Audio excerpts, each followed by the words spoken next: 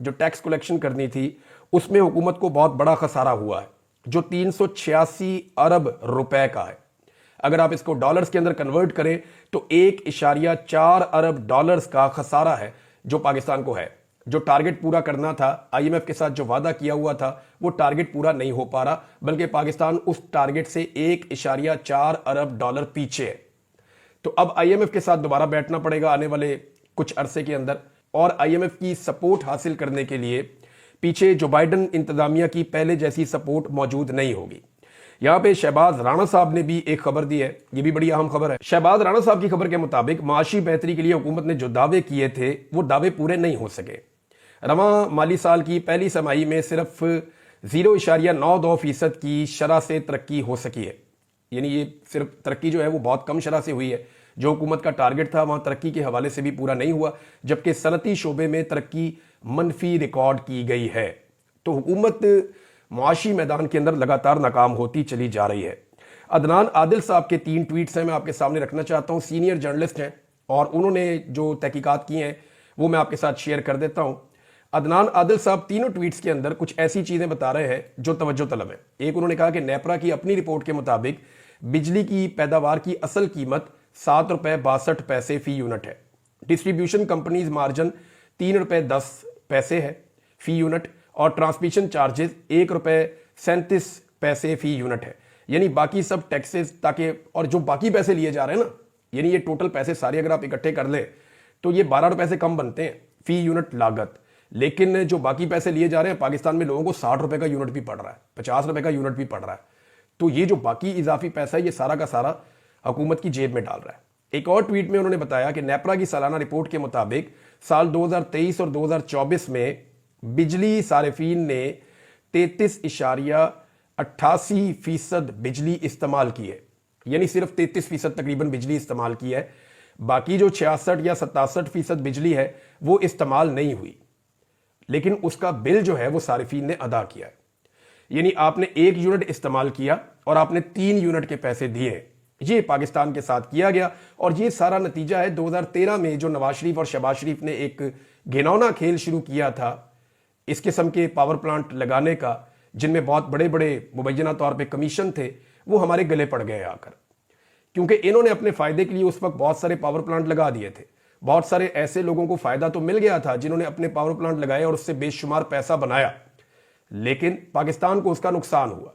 Pakistani 1 unit खर्च करते हैं और 3 यूनिट्स के पैसे देते हैं। ये यहां पे अदनान आदिल साहब ने रिपोर्ट किया। साथ ही वो बता रहे हैं कि 34 खानदानों की मलकियत 70 आईपीपीज ने गुज़िश्ता 1 साल में मजमूई तौर पर 966 अरब रुपए वसूल किए हैं। ये सिर्फ 34 खानदान हैं जिनके 70 आईपीपीज हैं। इन्होंने 966 अरब रुपए वसूल किए, लगभग 1000 अरब रुपया इन्होंने पाकिस्तानियों से वसूल किया है, जिनमें से 620 अरब रुपए सिर्फ कैपेसिटी पेमेंट के हैं। यानी जितना पैसा वसूल किया उसमें जो 2 हिस्से, अगर 3 हिस्से किए जाए उस पैसे के, तो 1 हिस्से की हमने बिजली खरीदी है, बाकी 2 हिस्से जो है वो हमने बिजली बनाए बगैर उनको दिए। अंदाजा करें आप, यानी 966 अरब रुपया हमने उनको जो दिया है, उसमें से जो हमें बिजली मिली है वो 300 कुछ अरब की मिली है, जबकि 620 अरब रुपए की सिर्फ कैपेसिटी पेमेंट हमने पे की है। ये है पाकिस्तान के हालात। एक अच्छा इकदाम हुकूमत ने उठाया, और ये बहुत अच्छा है अगर हुकूमत इसको कर गुजरे तो। हुकूमत ने फैसला किया है कि जो ईरान पाकिस्तान गैस पाइपलाइन है उसके ऊपर अमेरिका को एतमाद में लिया जाए, उसके साथ मुज़ाकरात किए जाए। ये बहुत पॉजिटिव साइन है, पाकिस्तान को हर हाल में ये करना चाहिए।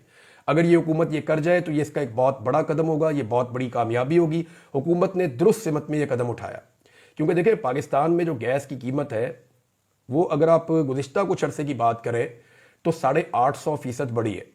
जिन लोगों को चंद हज़ार बिल आता था उनको लाख लाख रुपए बिल आ रहा है। इतने बड़े बिल आ रहे हैं कि लोग पे नहीं कर पा रहे गैस का बिल। लिहाजा अगर हुकूमत किसी तरह से अमेरिका को इस पर राजी करती है, या मुज़ाकरात के नतीजे में या किसी भी तरह ईरान से सस्ती गैस खरीदने का मंसूबा पाकिस्तान बना लेता है, तो पाकिस्तान के अंदर गैस का बहरान बहुत हद तक टल जाएगा। लोगों को सस्ती गैस मिल जाएगी, आपकी सनतें भी चल जाएंगी, आपके जो सारिफीन है उनके लिए मसाइल भी हल हो जाएंगे। लिहाजा हुकूमत का ये एक पॉजिटिव कदम है, उन्हें इसके ऊपर ज़रूर आगे बढ़ना चाहिए। हामिद रज़ा काज़मी साहब ने एक बड़ा काम किया है। ये जो कमेटी है इंसानी हुकूक की कौमी असम्बली की, उसके सरबराह हैं, اور یہ بڑے دنوں سے کوشش کر رہے تھے کہ جو 26 نومبر کو جو کچھ بھی ہوا اسلام آباد میں، اس معاملے کے اوپر کمیٹی کا اجلاس طلب کیا جائے۔ بار بار کوئی نہ کوئی رکاوٹ آ جاتی تھی، حتیٰ کہ یہاں تک ہوا جب انہوں نے اپنے سرکاری سٹاف کو کہا کہ تمام لوگوں کو خبر کی جائے اور کمیٹی کا اجلاس بلایا جائے، تو اس کے بعد وہ جو سرکاری سٹاف ہے ان کے گھر میں 1 درجن سے زیادہ ڈالے پہنچ گئے، نامعلوم افراد پولیس کے ساتھ پہنچ گئے اور ان پہ شدید دباؤ ڈالا کہ کوئی بھی طریقہ کرو حامد رضا کاظمی کو گرفتار کرواؤ تاکہ یہ معاملہ جو ہے اس کو روکا جا سکے۔ لیکن بڑی کوششوں کے بعد بالآخر وہ کامیاب ہو گئے اور کمیٹی کا اجلاس گزشتہ روز ہوا ہے۔ اس میں حامد رضا کاظمی صاحب نے بڑے سخت سوالات اٹھائے، آئی جی کو بھی طلب کیا ہے، اس سے بھی سوالات اٹھائے ہیں، اور بہت ساری ایسی چیزیں اب وہ سامنے لے کر آ گئے ہیں جس میں جواب دینا پڑے گا حکومت کو۔ سی سی ٹی وی فوٹیج کے حوالے سے وہ پلان کر رہے ہیں، وہ بھی لیں گے، جو اسپتالوں کا ریکارڈ ہے وہ بھی مانگا جائے گا، پولیس سے گولی چلانے کا جواب بھی مانگا جائے گا۔ وہاں پہ جو ایس پی اسلام آباد ہے ان کے حوالے سے بڑے سخت سوالات ہوئے۔ ایس پی نے کہا جی کہ ہم نے لوگوں کو روکا، وہاں پہ ہم تو ریڈ زون میں داخل نہیں ہونے دے رہے تھے۔ تو اس پہ جو حامد رضا کاظمی صاحب نے کہا جی آپ کیسے لوگوں کو گولیاں مار سکتے ہیں، گولی تو آپ نہیں چلا سکتے، اگر کوئی ٹریفک کا رولز کی خلاف ورزی کر رہا ہے تو آپ چالان کریں گے یا میکسیمم آپ گرفتار کر سکتے ہیں، آپ لوگوں کو گولیاں نہیں مار سکتے۔ یہ گولیاں مار کر بہت بڑی غلطی کی گئی ہے۔ بہرحال ابھی یہ معاملہ آگے چلے گا۔ میری حامد رضا کاظمی صاحب سے بات ہوئی تو ان کا یہ کہنا ہے کہ اس کو ہم یوں نہیں چھوڑیں گے، اس معاملے کو منطقی انجام تک پہنچائیں گے۔ اب ناظرین ایک اور ایشو پہ میں آخر میں بات کرنا چاہتا ہوں۔ اگر کوئی یہ کہتا ہے نا پاکستان میں کہ جو پاکستان کے بڑے بڑے فیصلے ہیں داخلی نوعیت کے، خارجی نوعیت کے اور دفاعی نوعیت کے، وہ پاکستان کے سیاستدانوں نے کیا ہے، تو وہ اپنے آپ کو بھی دھوکہ دیتا ہے اور پاکستانیوں کو بھی دھوکہ دیتا ہے، اپنے دیکھنے اور سننے والوں کو بھی دھوکہ دیتا ہے۔ جو 1971 ہے نا، وہ سیاستدانوں کی وجہ سے نہیں ہوا تھا۔